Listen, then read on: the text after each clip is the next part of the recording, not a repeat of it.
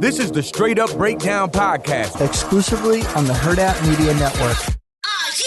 Tell it to me straight up. Hello, and welcome into the Straight Up Breakdown Podcast, proudly part of the Hail Varsity Network. I am Greg Smith, your Where Did the Weekend Go? Because I try to take things easy on purpose, and the weekend still flew by, friend. Today, I am joined by a special guest, one half of the Duncan Discourse podcast, Jabari Davis. Jabari, thank you so much for being on the show. How are you, my man? Absolutely, my pleasure. I appreciate you inviting me, Greg. I'm doing well, and yourself? Pretty good, man. Like I said, this weekend went a little fast. I am looking up at this window over here, trying to hope this rain goes away because I got some ribeyes marinating that I'm trying to get on at some point. Yeah. It actually rains in other parts of the country. Jabari is out in lovely California, and so we actually get seasons in other places. No, it's actually even worse. Now I'm in Arizona now. Oh, you're in Arizona. It rains even less.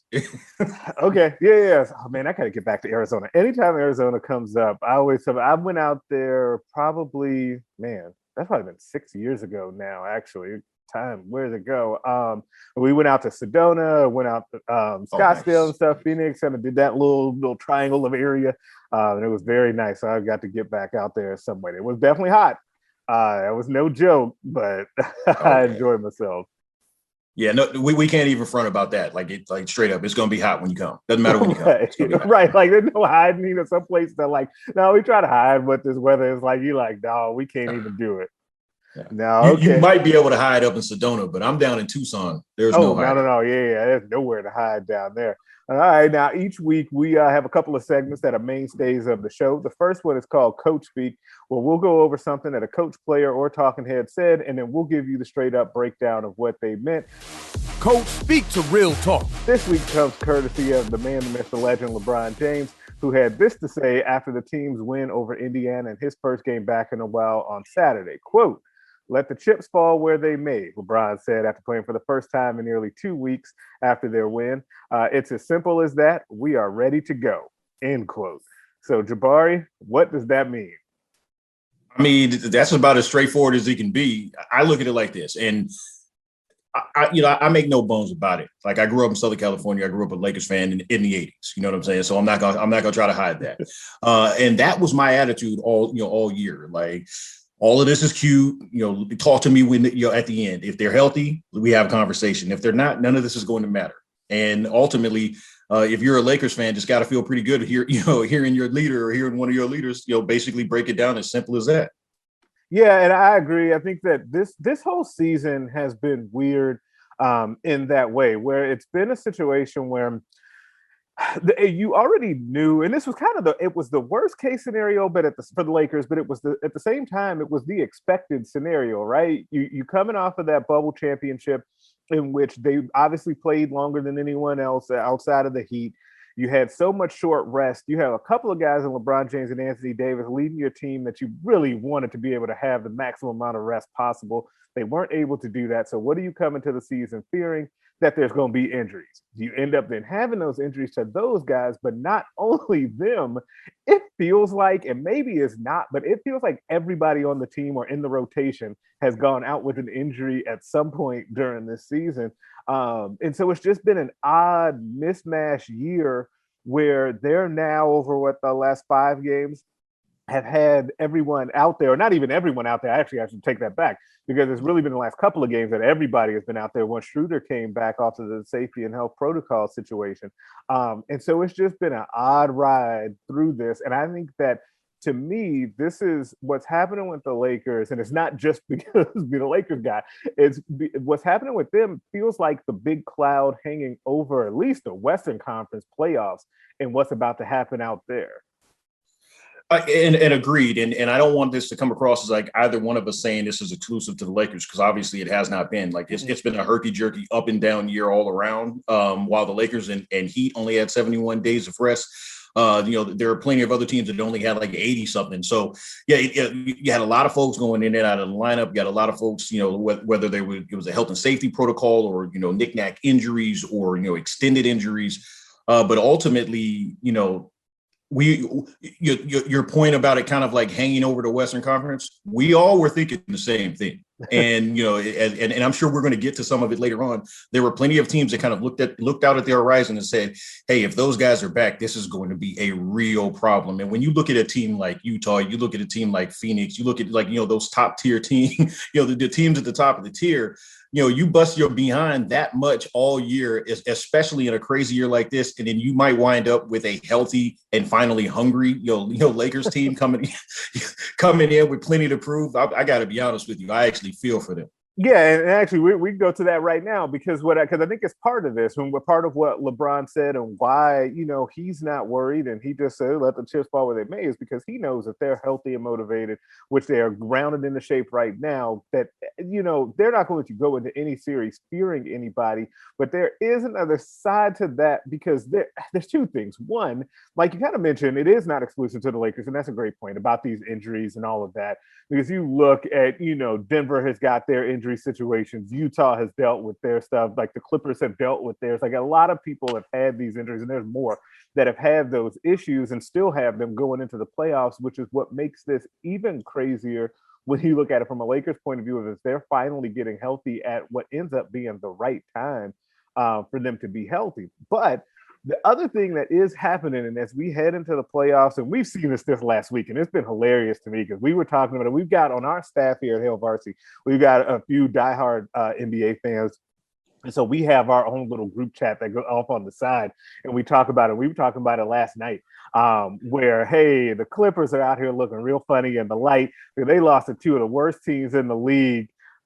In basically a situation where it's like a weird tanking so that you avoid the Lakers in the first round.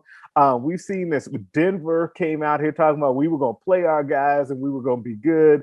And then they went out and lost to Portland last night and, rested their guys a little bit. So it's that part of it to me is, I understand it. Like I understand the self-preservation and you want to avoid the Lakers in an early round if you can. But at the same time, I do think there's something to be said about giving the Lakers that mental boost, knowing, and I mean, they're not knowing 100%, I should say, because they're not going to come out and confirm it, but we all know the deal. Yeah, I don't want to step on the final segment because I have something coming up about this very topic. But I will say this: sometimes in life, when you try to get too cute with things, you end up falling into something. Now, from the Clippers perspective, I guess I can understand. There's a rationale to both. If you're a Clippers fan or if you're just observing that situation, I could see the conversation surrounding, hey, you might want to just catch them early, catch the Lakers now specifically because they haven't had time to get together. They haven't had time to get everybody on the same page. I think they played like 8 games total with their entire starting starting lineup.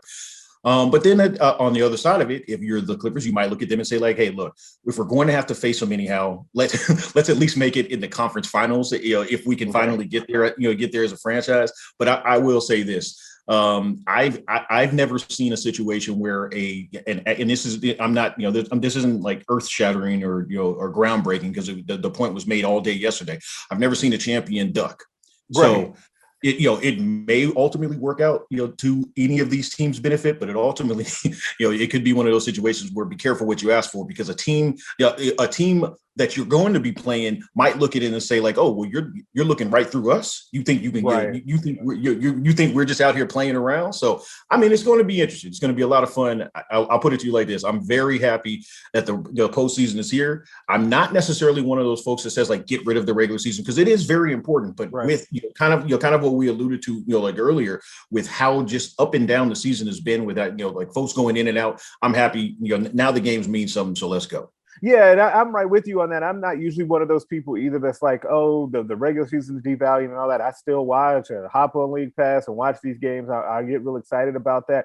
But there was something a little bit different about this year once those dominoes of injuries really started. And I think that was something that, and I think that the health and safety protocols and guys being in and out because of that, I think also impacted it. I think that the players and their reaction to things around the All-Star game and the play-in game and any number, like I think that impacted it too. So I think that everybody in so many different walks of life will be like excited to kind of put this portion behind us and get back to the normal season next year in full. But I do think that, listen, the playoffs are here. It's time to go. We'll come right out of the gates on Wednesday with this play-in game with Steph versus LeBron. Like we get this thing kicked off. Even though, wait, there's actually a game. There's the East games actually happen before that. But I feel bad for always skipping over the East because, hey, listen, it is what it is. I mean, no disrespect to the East, but all disrespect to the East. We're talking about the West. You know what this is like. Okay, that might be a great game. Like the Eastern Conference, situation might, or those might be great games. But the reality is this. And not that he could have seen it coming, but when Adam Silver and and the decision makers in the NBA, when they envisioned this, this play-in tournament, they could not have possibly envisioned a better scenario than LeBron and Anthony Davis finally coming back, with the defending champions, and Steph, being with his Herculean efforts, all throughout the year. I'm not going to be disrespectful to that roster, but a roster that isn't anywhere near as good as what we've been accustomed to seeing from the Warriors, at least during their stretch. This is this is marquee TV right here, and I absolutely cannot wait. Yeah, I cannot wait for that. That'll be very exciting. The other thing that was extremely exciting, shifting gears a little bit, over the weekend you had the Hall of Fame class for the NBA, sticking with the NBA, that was inducted in the Hall of Fame. We saw the speeches. It was it's really weird. Like, and I know that we're basically the same age. And so we're in this spot where now I feel very weird having had these guys and women that went into the Hall of Fame that I saw their entire careers. Like, it is very odd for me that, was obviously headlined by Kobe. And then Kevin Garnett, Tim Duncan goes in, Tamika Catching goes in, Rudy Tomjanovich is in, and Kim Mulkey is in. Like, it's just a crazy class overall. A lot of the attention, and probably rightfully so, goes to those big three. And then, of course, Kobe. But having seen I remember, because I grew up in Chicago, I remember about Kevin Garnett at Farragut, like coming through high school. I remember back when it was no foregone conclusion that he was going to be good in the NBA because big men did not come straight to the NBA from high school. Like, all of this, the whole Kobe versus Tim Duncan and Tim Duncan versus Shaq, like all of that is just kind of ingrained in me, hating the Spurs and Greg Popovich. So I guess I'll start here with this because there's a lot of different ways to go. What was kind of your big takeaway from the weekend of the Hall of Fame ceremony? Honestly, I was right there with you. And I don't know if it's like, when you get to a certain age, you kind of recognize things and you recognize your own mortality. And I won't be morbid here because obviously, seeing Kobe pass, that drives that point home, pretty hard. But the truth is, it's exactly that. I remember watching KG before, in that Farragut uniform, and before he was, before he was Kevin Garnett. You know what I mean? I remember Kobe coming in. I remember watching Duncan at Wake Forest and thinking man, that dude is nice, but really not knowing anything about him and kind of wondering oh, he's got a weird accent. Where's he from? Because back in the day, we didn't have all the information at our fingertips, quite as readily available and whatnot. As you mentioned, Tamika Catchings. I remember Rudy T, with the Rockets, and then again, with that short stint with the Lakers. I remember all of that. So, more than anything, I look at these moments as truly what they are: a celebration of the great history of this game. I don't really do too much of the debating, about stuff. I'm more of I just want to celebrate it and appreciate it for what it is. And it truly was a wonderful ceremony. Plenty of people have spoken to the great courage and strength that Vanessa Bryant showed, and that is evident. Anybody that hasn't seen her speech or hasn't seen any of the package that they put together for Kobe and for all of the other greats that were in that class, you probably should take a look at it. Yep. But really, all in all, it was just a wonderful celebration of life and a wonderful celebration, obviously in Kobe's case, and a wonderful celebration of some incredible careers. Yeah, and I think that's also where I was in a lot of ways. And I think that maybe in this particular class, maybe it was just a combination of everybody. And like we were saying, remembering all these folks, I really did come away from it kind of appreciating everything and everybody that was involved in it. Because I think that, as a fan watching these guys, man, I hated Tim Duncan. I ain't gonna hide it. And there's really no, and now you look back on it, what reason did I really have to hate Tim Duncan other than the fact that he was on a rival team, that the Lakers were kind of alternating? Like, there was nothing to really go back. Like, I didn't really care for Garnett once he got to the Celtics because he was with the Celtics, right? But there were always those arguments too. And I have my best friend in the world, Drew, used to always go back and forth with me about Kevin Garnett versus Tim Duncan.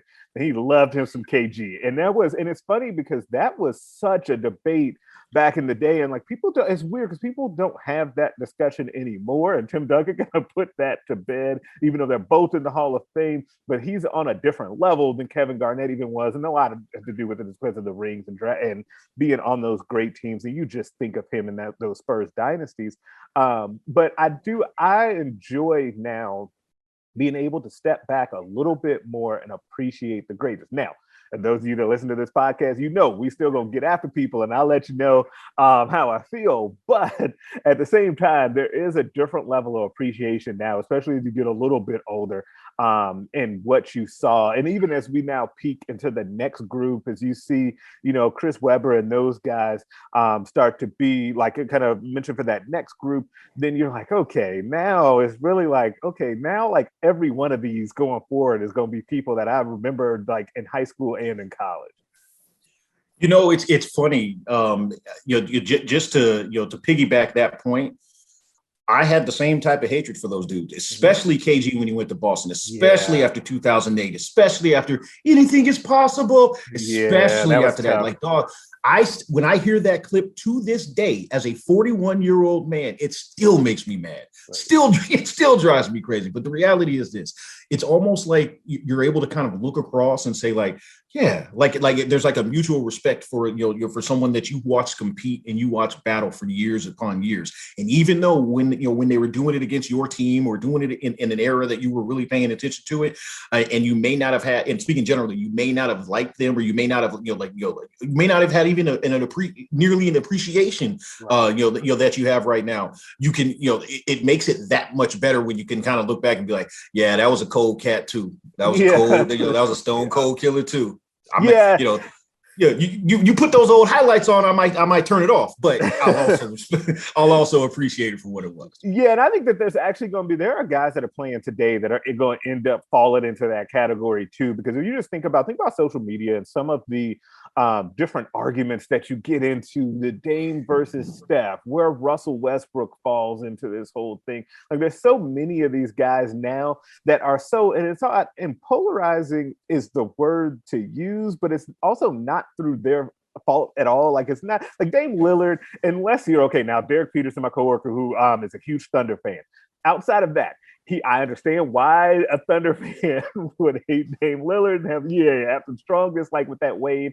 And it's funny because every time that clip gets played, and it always does on the anniversary, like, I don't even send it to him. I don't talk to him about it. He just gets mad. We just have an understanding. I know. So I understand in those situations the same way that we had with like Kevin Garnett being with the Celtics with the Lakers. You understand some of those situations. But I do think that in a lot of ways, and Russell Westbrook is actually a really great example of this, we're going to get to the point one day where people look up and go, why did I spend so much time hating that dude? Like, he put up some incredible numbers and was a force of nature. And I spent a lot of time and energy wasted on social talking about how trash he was. Listen, so I'm trying to be measured with this. And by the way, I understand how your boy feels. I had to deal with the Michael Jordan switch hands in the air. I had to deal with people like loving that. I had to deal with people loving that forever and me saying he didn't even have to do it. It wasn't even necessary. and coming across as straight hating. And I recognize that. So I get where he's coming from. But on the Russell tip is this. A lot of people have convinced themselves that they are smarter than everyone else, smarter than everyone in the room. And I know that we're all, kind of guilty of it. We all have these platforms and we want to perform. We want to, put it out there. Right. But the truth of the matter is this: as many people are out there sitting there, questioning everything he does, poo-pooing all of his feats and all of those things. Nobody else has done it. The man has averaged a triple-double for the past 5 years. Now, I'm not talking about, cumulatively, the last 5 years, the man is averaging a triple-double. No one else has done it. A lot of times, I think the discourse around the league actually is a detriment to appreciating it in the moment, because we've gotten to the point where it's just, did he win? No, then he sucks. It's like, no, that's thousands of people have played this game, this game over the years, and not everybody has won. And there are so many great players that are, even Hall of Fame level talent that just simply weren't in the position to win, weren't as fortunate. Like, look, as much as I love Magic Johnson, that's my favorite player to ever play this game. It doesn't hurt to be drafted by the Lakers, to come into a team where you already have Cap, where you already have Coop, where you already have, like, these types of things do matter. Now, if speaking generally, if you want to look at Russ and you want to say, like, oh, I don't like his personality or whatever, hey, that's neither here nor there for me. But the truth is, I have to respect someone that brings it at that level with that much consistency, no matter what the scenario.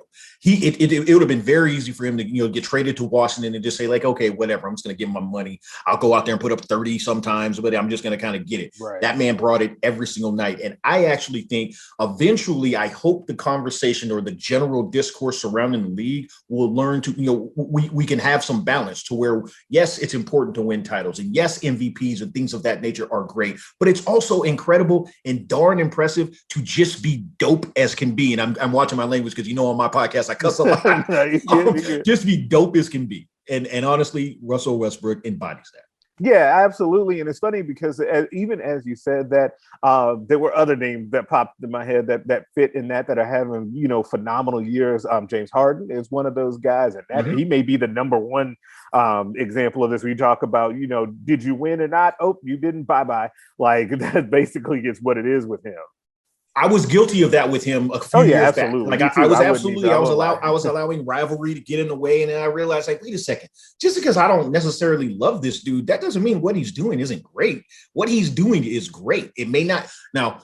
There's nuance to the conversation. You can be like, oh, do I want my best player to play that way? Right. Maybe not. But ultimately, there's no questioning. James Harden is going to go down as one of the all-time greats, whether you love him or not. Yeah, absolutely. And actually, it's a good transition to a different thing I wanted to make sure to hit on with you, because I know I have not talked about this yet here, is that I want to get your thoughts on this. The MVP discussion this year, and it was funny, we saw LeBron last night. Actually, we recorded this on Monday morning. So Sunday night, LeBron, kind of you smiled just like I did. LeBron kind of pumped up Steph Curry a little bit and said that, he should be the MVP of the league. He's playing the best basketball to him. And, that was a great little gesture. Thank you for the mind games, LeBron. But Nikola Jokic is going to win it, the fantastic Denver center. And he's probably going to be a runaway, right?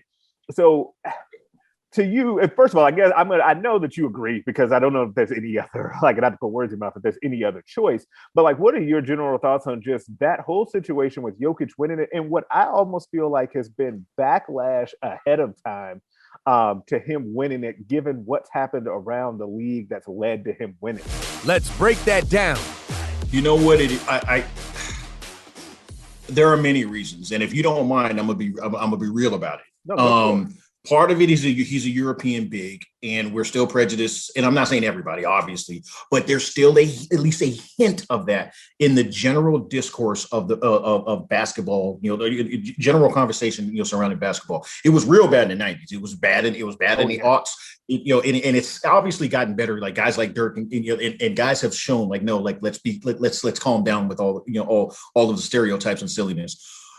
It also doesn't help that blog boys were the ones that were championing his cause for the first few years there in Denver, because you have two different sides. You've got a side that's like, no matter what this side presents, I'm not going to be with it, and this side's like, well, the statistical analysis and this, that, and the other, and you have that battle.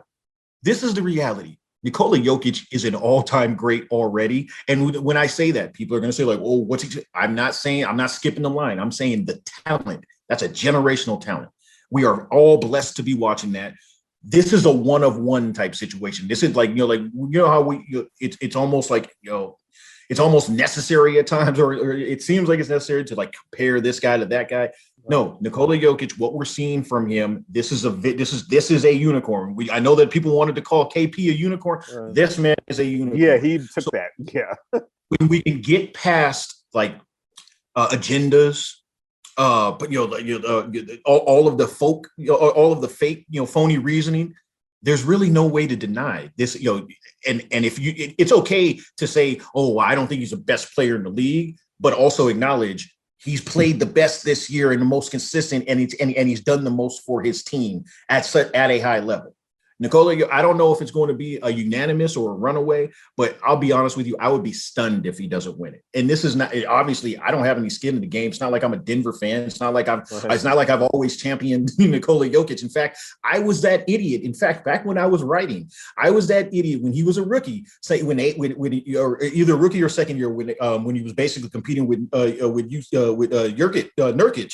for playing time. I was that idiot saying, yeah, you know what? They need to move Jokic so they can focus on Jokic. And this is the thing. I'm willing to acknowledge that because I was wrong. And that really is the problem with a lot of people. A lot of people are so dead set on being right, when the reality is it's fine to just acknowledge, this dude is better than I ever thought he was going to be. Yeah, and I think that that's a great way to put that. And I think that also that is a tremendous point and I didn't think about that. Because I've always wondered, what is the source of I'm just a little hesitant on him. I'm not saying that I don't think he's good. Now, I absolutely believe that he deserves the MVP this year. And I think that no matter what's happened around the league with the injuries, and it's a little personal because LeBron, I thought, was cruising towards this before that injury. But that's neither here nor there. Even with that, Jokic has had a fantastic year. He has been great, and he's kept that team in a high seed once Jamal Murray went down. I think that he's very deserving. But I have always had a little bit of a hesitancy with him, and I think you hit on it. I think it's the blog boy thing. And this is just my own thing, I have a real issue with the advanced plus minus real screen set percentage, all of that mess. I sometimes have a real issue with that, because I think that it just becomes too much, where we got to the point to where analytics is very important and it can be a very useful tool, but there are some that take it the complete extreme to where that's the only thing that it needs to be, where I think that the truth is somewhere in the middle. And I think that has just been something that I've been working through as we kind of watch these games now with this eye towards analytics. Okay, so here's my analytics statement. Analytics has always been important to the game. It's the presentation that it was brought forth with that we all had the problem with. We actually didn't. Speaking generally, I don't think most of us had a problem with appreciating, okay, you look at this set of information and you and apply it to what you're watching. Notice the trends, and it confirms or negates what you thought you may have been seeing. It was the fact that it was brought upon us look, these are the numbers, and you idiots don't understand it. Right. That's the problem. That's true. I agree. There is an attitude that goes with that. Yeah. There are some folks that are still stubborn and will still say no, I don't want to see anything about analytics. And to be honest with you, I'll be honest with you, you're watching the game through an antiquated lens, because it is a part of the game. It's a vital part of the game. But I think we are on the same page in that. Again, it wasn't just it wasn't Jokic. It was more of the blog boys. It wasn't the analytics that were the problem with a lot of us. It was more of the the attitude and the approach that it was being presented by.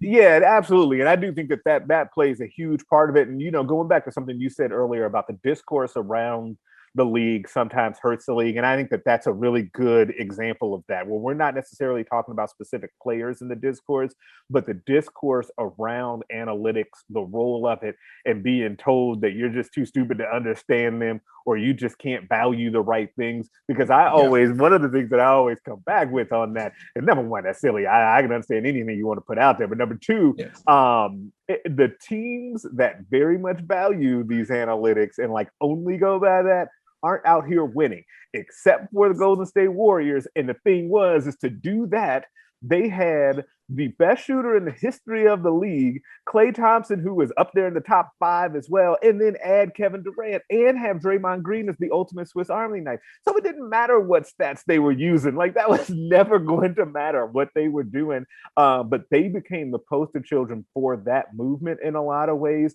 when I personally think that it really should be the Rockets, who were a failed experiment. But that's either. But I don't have that argument. But at the same time, that is kind of where I am on that. even though I am again recognizing that they are important and can be a useful tool. That's exactly it. Honestly, I have nothing else to contribute to that conversation except for the Golden State Warriors. It's like, yeah, if you have the best of both worlds, of course, analytics are going to work. Just like if you have all of that talent, honestly, sometimes it's you're just going to win because you have the baddest man on the in the world and one of the baddest men in the world and all of the other the components that that you just mentioned. Yeah, absolutely. Now we're going to go ahead and hit my favorite segment of the week. Every week we end the show with this segment called Put Them on Blast, where we basically put someone on blast for something they did or said. Put them on blast. I'm going to go first today. And today I'm actually going with Urban Meyer. Now, it's funny, since Urban has been down in Jacksonville, there have been any number of things that we could have put them on blast for. And you may think that I'm actually going to the Tim Tebow situation, but I will assure you I am not. I'm going to a different issue. The Jaguars drafted Travis Etienne, the fantastic speedy running back out of Clemson, and then decided that they were going to make him a wide receiver this training camp. They were going to go ahead and make him a wide receiver, and Urban Meyer wants to go ahead and make him kind of a slash player, which has been really interesting and has kind of blown up here on social media as some of these other moves that Urban Meyer has decided to make over these last few months that he's been there. And I think that part of this is going back to Urban Meyer's time with Percy Harvin when he was at Florida. And listen, Percy was a bad dude, right? And that was great. But Urban had this to say about Etienne. He said, quote, "He's much more than a running back. He's a slash. We didn't recruit." He's still thinking about college. He said, "We didn't draft him in the first round, by the way, just because he's a running back. We probably wouldn't have. He's a guy that had a lot of production in the passing game at Clemson. He's got excellent hands, and he'll be dual trend. Those dual threat players are hard to find, but if you can find one, we know how to use them. With him, I expect him to make an instant impact. And for that, because you drafted an actual running back and then they're now going to put in the first round, which you just is tough. And in today's NFL, you don't see a lot. And then now you want to make him a wide receiver, even if in the training camp, even though he has some skills to do that, I've got to put you on blast. And it's because of a larger point here with Urban Meyer. I feel like what we've seen time and time again since he got that job in Jacksonville is that he thinks, you go back to something you said earlier about people wanting to prove they're the smartest guy in the room. That is Urban Meyer. That stuff works in college, and it works so well for him in college. Obviously, he's one of the greatest college football coaches ever. But that works a lot when you have ultimate control and you get to go out and choose your players and nobody's going to question you on anything. And we've seen this have a bad reaction so far, and we'll see what ultimately happens. Travis Etienne may go out there and kill it for all we know, and he's a very talented player, and that can work. We've seen this Tebow situation. That's not going to work. He needs to get off that team. Then we saw, remember the strength coach situation where they hired the strength coach that had the racial allegations out at Iowa, and then they had to go ahead and back off of that. Like, Urban needs to make less headlines and just kind of go ahead and do the work, because you got to go on blast for all of that, man. When I don't remember who it was, and I'm big on giving people credit, but I heard the comparison before of college coaches to truly feeling like they're godlike figures, and for obvious reasons. And if you're Urban Meyer, you've had success in many different settings. Everywhere you go, you've been able to dominate. Not just have success, but actually dominate. But there haven't necessarily been a lot of checks and balances. Right. You know what I'm saying? Like, there hasn't necessarily been a lot of folks telling him no. Haven't necessarily been a lot of folks saying like, hey, Urban, maybe not this. The NFL is one of those, it's the ultimate equalizer in that sense of if these gambles work, hey, continue to be that godlike figure until they don't. Right, because eventually it comes back around. Everyone's going to come for you. Yep. And really, that's really all I can say about that, because I noticed some of those moves, and honestly, it's like, that tracks. That sounds like Urban Meyer. And that's not even shade. That's not even shade. Even though people that are Urban Meyer's fans, you will say like, "Oh, I can't believe you said that." But Yeah, but it's gonna be that. But what it is doing is it's setting up a must-see TV. I'm definitely gonna be paying attention, but that can sometimes be a negative thing in the long run as well. All right, Jabari, who are you putting on blast? All right, like I said, I kind of mentioned it earlier, but I want to shout out the Nuggets, Clippers, and maybe even a couple other teams for making sure they avoided the Lakers in an early matchup. Now, now if the Lakers take care of business on Wednesday against the Warriors and, you get the Suns, and this is going to sound like disrespect, and conceivably the winner of Portland and Denver in the second round, the Lakers are, honestly, the Lakers are in a good position. Now, I said it earlier, sometimes you can get too cute. Sometimes you can try to arrange things, just too perfectly and end up dropping the ball. And for these Clippers, I'll put it to you like this. I've wanted to finally see a Battle of Los Angeles. I've wanted it for the past couple of years. The Lakers dropped the ball 2 years ago. The Clippers, they didn't quite make it there, last year.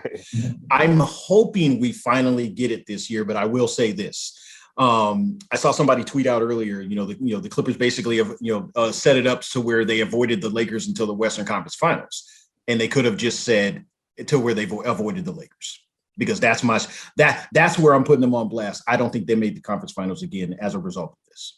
Yeah, see, and that is the tricky thing. And one of the things that I will be very much watching for is that there's going to be some unintended consequences of doing this, right? Like, it's not going to just be, these teams avoided the Lakers and now we've got smooth sailing. Like, the best case scenario for you is you still got to see them at some point, right? So, like, in the Clippers situation, you still got to see them in the best case scenario in the conference finals, where if the Lakers have then made the conference finals, in theory, that means they've stayed healthy. They've got this thing rolling. They're looking like they did to start the season, or in winning the championship last year.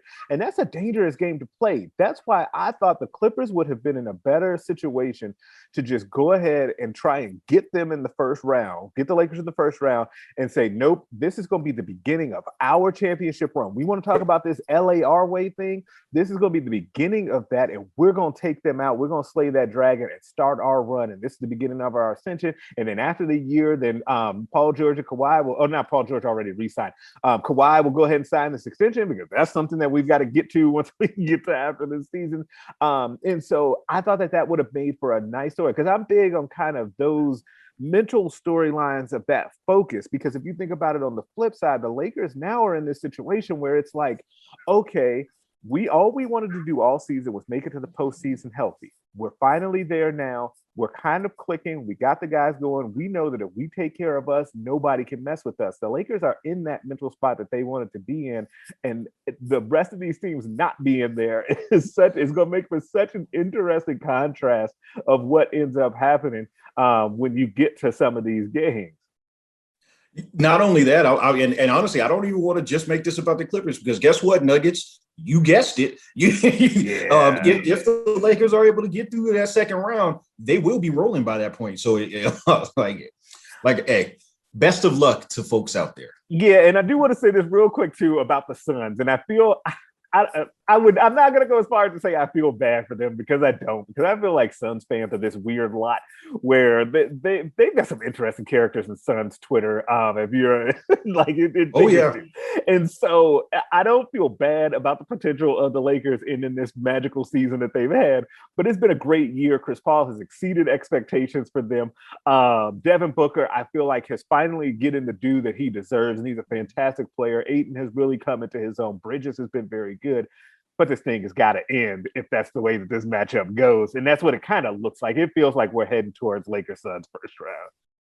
So the one thing I'll say about them is this, about Suns fans, is this: I interact with a lot of them. I got a few guys that I'm real cool with, but if I were a team, or I were a fan of a franchise that had not made the postseason in 10 years, even with all of this excitement, like right there in the battle, for the first, for the top seed all the way down the stretch, I probably wouldn't poke the bear. I already had Suns fans on my timeline last night, like, let's go. And I was like, okay, sure. Y'all haven't read y'all didn't read the book till the end, did you? Because I've read this book, and good luck. Yeah, good luck with that one. That's gonna be tough. And I think that you make a great point though, because and it's not just, the fans haven't been there. So it's like you don't know what to expect. But this is also, Devin Booker's first taste of this.